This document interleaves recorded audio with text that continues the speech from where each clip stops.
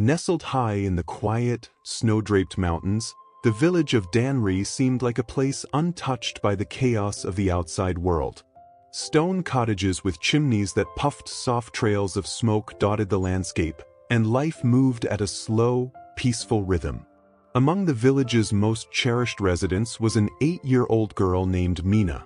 With her sparkling eyes and endless curiosity, Mina was a bundle of joy who could light up even the darkest days. Her constant companion was Bruno, a golden retriever whose loyalty and gentle nature made him beloved by all. Bruno and Mina were inseparable. From chasing butterflies in the meadows to curling up by the fireplace on cold evenings, their bond was something pure and unspoken. Bruno had been part of Mina's life since she was a toddler, and in many ways, he had become more than just a pet. He was her guardian, her confidant, and her best friend. One crisp December morning, Mina bundled herself up in her warmest clothes and set off for school. The sky was a soft gray, and snowflakes fell lazily, painting the village in a pristine white. As she waved goodbye to her parents, Bruno watched her from the gate, his tail wagging. Little did anyone know that this day would test the strength of their unbreakable bond. By late afternoon, the gentle snowfall had turned into a raging blizzard. The wind howled through the mountains, and the paths that Mina had walked earlier were now hidden under thick layers of snow. Her school had let out early, and the teacher had urged all the children to hurry home before the storm worsened. But as Mina began her familiar journey back, the swirling snow made it impossible to see the trail. The towering pine trees, once comforting, now looked like shadowy giants. She wrapped her scarf tighter around her face, but the biting cold seeped through her layers. Fear crept in as she realized she had taken a wrong turn.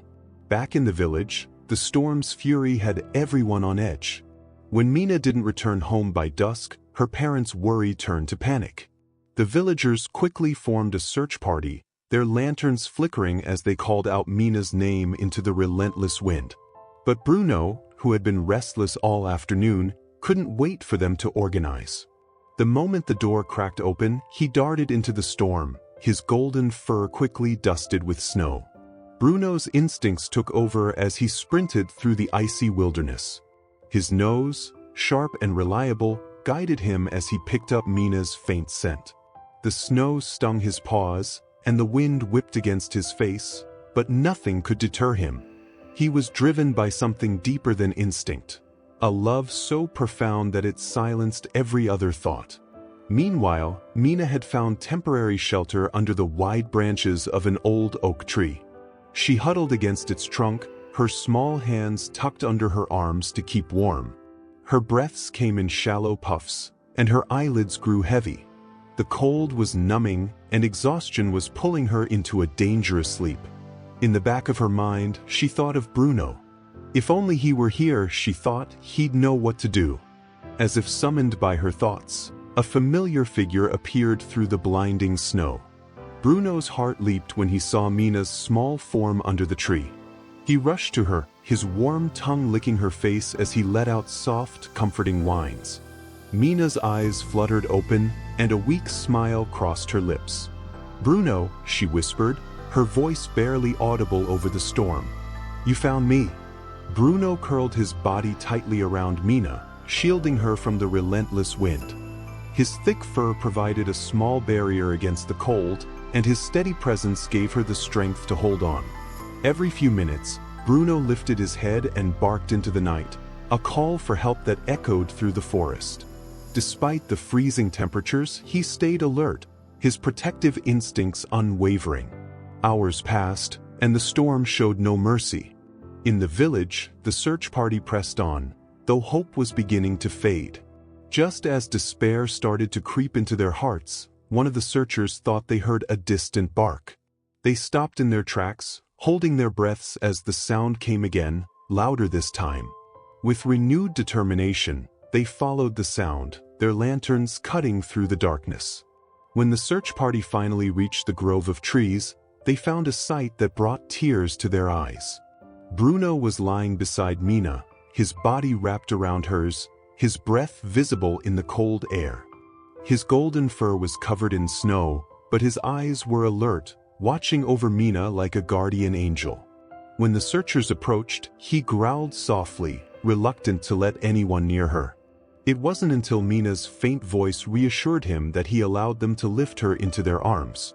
The journey back to the village was arduous, but Bruno stayed close, his eyes never leaving Mina. When they reached her home, her parents wept with relief, wrapping Mina in warm blankets and holding her close. The village doctor examined her and declared that Bruno's body heat had likely saved her life, keeping her from succumbing to the cold. As for Bruno, he was exhausted but unharmed. The villagers hailed him as a hero, showering him with treats, blankets, and endless affection. But for Bruno, the greatest reward was seeing Mina safe and smiling again. That night, as she lay in bed, Mina held Bruno close, her small arms wrapped around his neck. "Thank you, Bruno," she whispered, her voice filled with love and gratitude. "You're my hero." The storm eventually passed, and life in the village returned to its usual calm. But the bond between Mina and Bruno grew even stronger. They continued to explore the forest together, though Mina was now always careful to stick to the trails. And every evening as they sat by the fire, Mina would stroke Bruno's golden fur and tell him stories, her voice soft and soothing. Years later, when Mina looked back on that fateful night, she would often say, "I survived because Bruno loved me. He wasn't just a dog, he was my guardian angel." Her voice would carry a quiet warmth, the kind that came from a memory that was both painful and beautiful. And Bruno's tale became a cherished story in the village, a testament to the unwavering loyalty of a dog and the unbreakable bond between a girl and her best friend.